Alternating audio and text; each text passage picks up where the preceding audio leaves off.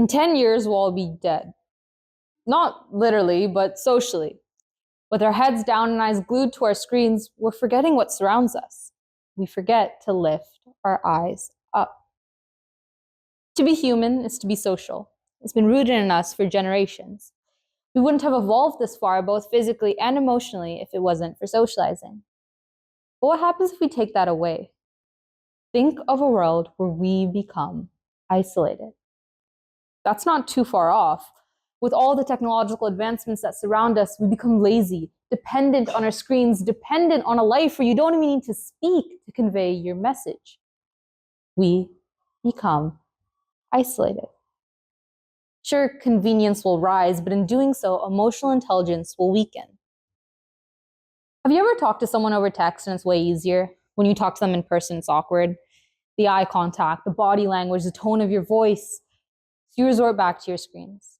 You can't be judged for anything but your words.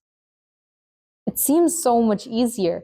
And it is. It's easier to hide the insecurities. It's easier to express yourself when you aren't speaking face to face.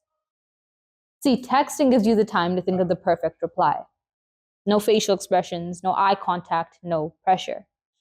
But in-person conversations don't come with an edit button.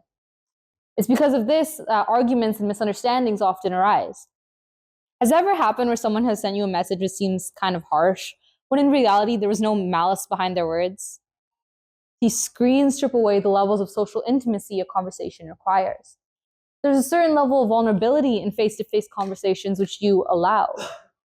Your emotions are on display, your facial expressions, your actions, your intentions. It allows you to open up in a way you can't do online.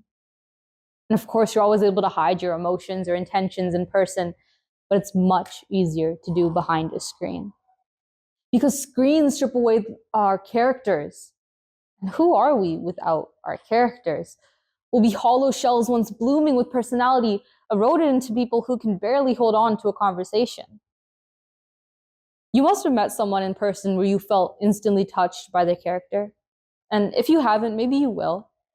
The type of feeling you receive from them where you go back to your friends and you say, oh, their smile was so warm, their tone was comforting, their personality was so vibrant, their being was just so alive.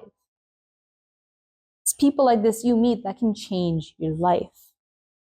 Now, what happens if you meet someone online? The interaction wouldn't be as personal. The only thing you could truly comment on would be how sweet their words were.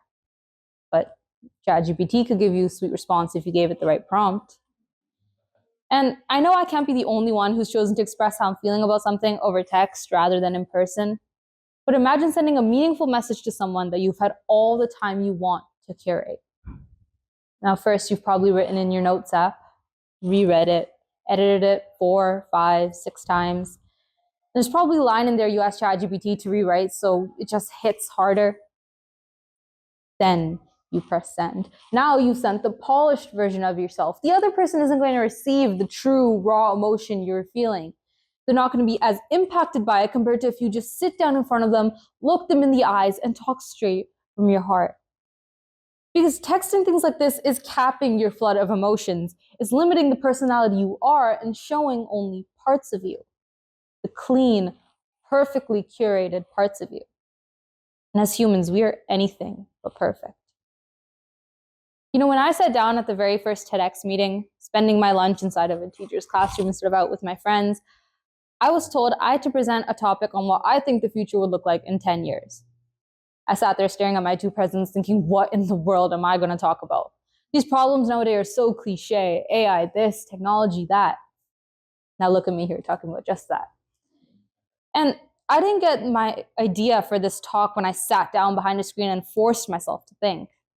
Instead, I got the first thought for my talk in the middle of biology class. So I discreetly pulled out my laptop and began typing. In 10 years, we'll all be dead. Oh yeah, that'll hit. They're going to eat that up. I got the direction of where I'm going now. And I know a couple of people are good at just sitting down behind their computers and dumping out a whole speech, but that doesn't work with me. I can't force myself. So after half my speech, guess where I got my next idea? Don't guess, I'll tell you. In the shower. I was just washing my hair and it came to me. Now, what do these two situations have in common? I was alone with my thoughts, present without any screens. Because sometimes your best ideas come to you when you least expect it, like when your teacher is talking about gametes. And sometimes when you sit behind a screen, you're not truly all there. Your attention may be divided. You may be forcing an outcome instead of letting it come naturally. That's why you need those moments where you get your head out of the phone, where you're alone, absorbing your own thoughts. You need to take a step back and lift your eyes up. Now think of your friends who most of you talk to every day.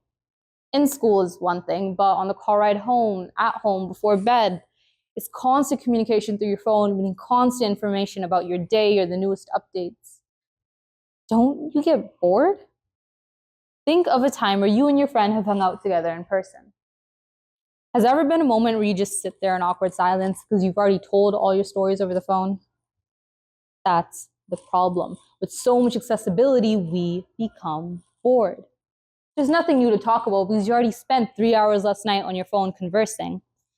We enter a routine that creates a never-ending loop where we use our phone not out of necessity, but out of pure want and boredom. Soon, we won't even want to meet up with our friends in person. Why would we need to when texting or calling is so much easier? We forget how to even look away from our phones and to lift our eyes up. While growing up, I was fortunate enough to live on a street with many kids. Naturally, we all became friends and spent every morning to every evening playing outside together. It's all we could do to keep ourselves occupied. The only way to tell the time was from the sun setting or from the streetlights flickering on overhead. Now that I'm older, I watch the new generation of kids grow up on my street. I go on walks, but I don't see anyone outside. Why would they need to come outside? They have their iPads, their TVs, which I'll admit I had as well. But as the years go by, technology advances and the need for physical interaction reduces. It may seem simple, talking. So why is it something we're forgetting how to do? Our job isn't to fight against these advancements, but to work alongside technology and restrict ourselves from falling into a rabbit hole of useless indulgence that can destroy our mental capacity and social skills. Technology may shape the future, but we shape our humanity. So let's not forget the simplest action that keeps us connected to it.